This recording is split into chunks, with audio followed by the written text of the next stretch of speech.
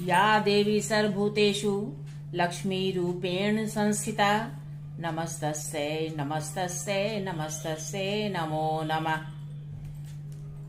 माँ की नवी शक्ति का नाम सिद्धिदात्री है। अपने इस विग्रह स्वरूप से माँ अपने भक्तों को ब्रह्मांड की सभी सिद्धियां प्रदान करती हैं। भगवान शिव ने भी उनके इसी रूप की कृपा से सिद्धियों को प्राप्त किया था, जिसके फलस्वरूप भगवान शिव का आधा शरीर देवी का और आधा शरीर पुरुष का प्राप्त हुआ। वे लोक में अर्धनारीश्वर के रूप में स्थापित हुए। नवरात्र पूजन के 9वें दिन भक्त और योगी साधक माँ के इसी रूप की शास्त्रीय विधि विधान से पूजा करते हैं, जो कि चतुर्भुज और सिंह वाहिनी है। गति के समान माँ सिंह पर तथा अचला के रूप में कमल पुष्प के आसन पर बैठती हैं। माँ के एक ओर के हाथ में चक्र, दूसरे हाथ में गदा रहता है। वहीं दूसरी ओर के एक हाथ में शंख और दूसरे हाथ में कमल पुष्प विद्यमान रहता है। नवरात्र के सिर्फ 9वें दिन भी यदि कोई भक्त एकाग्रता और निष्ठा से माँ की विधिवत पूजा करता है तो उसे सभी सिद्धियां प्राप्त हो जाती हैं। सृष्टि में भक्त के लिए कुछ भी असंभव नहीं रहता और शत्रुओं का पूर्ण विजय प्राप्त करने का सामर्थ्य उसमें आ जाता है। साथ ही माँ की कृपा प्राप्त करने वाले साधक की सभी लौकिक तथा पारलौकिक कामनाओं की पूर्ति हो जाती है। नवरात्र के 9वें दिन माँ की नई शक्ति की पूजा कर उन्हें विभिन्न प्रकार के अनाज जैसे हलवा, पूरी, चना, खीर, पुए आदि का भोग लगाने का विधान है। 9 कन्याओं को भोजन कराया जाता है तथा उन्हें दान दक्षिणा दी जाती है और माता का आशीर्वाद लिया जाता है।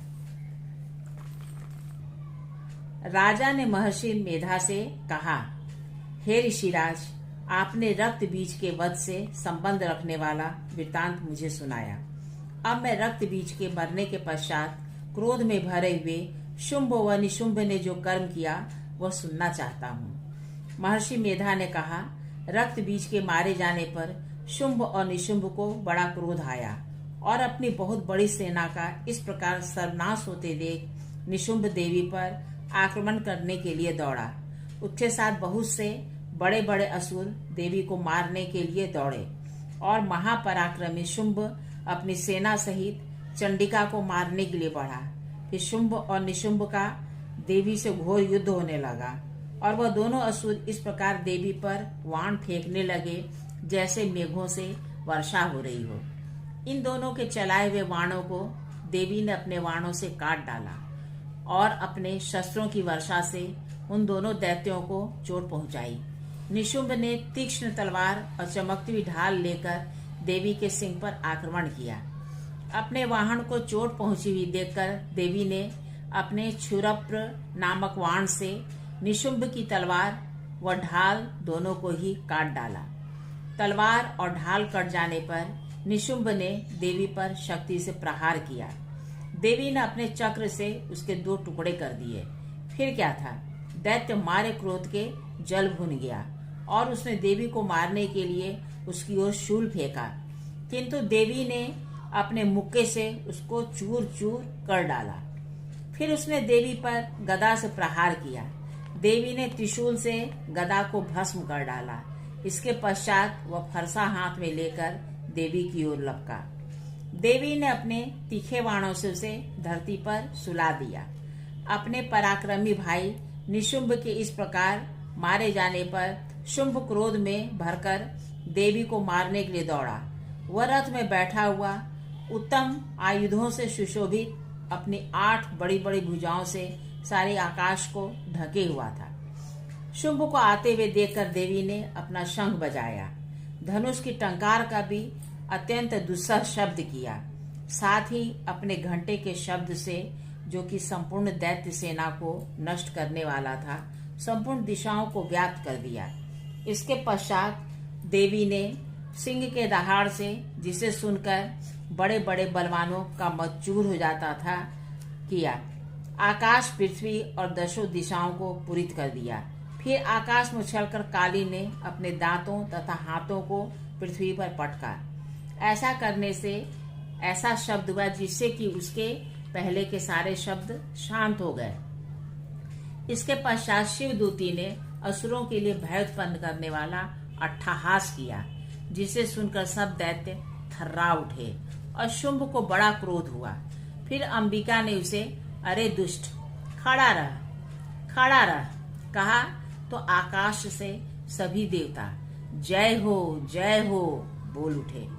शुंभ ने वहां आकर ज्वालाओं से युक्त एक अत्यंत भयंकर शक्ति छोड़ी, जिसे आते देखकर देवी ने अपनी महोल्का नामक शक्ति से काट डाला।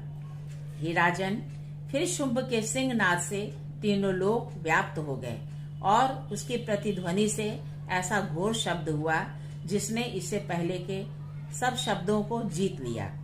शुंभ के छोड़े वाणों को देवी ने और देवी के छोड़े वाणों को शुंभ ने अपने वाणों से काट सैकड़ों और हजारों टुकड़ों में परिवर्तित कर दिया।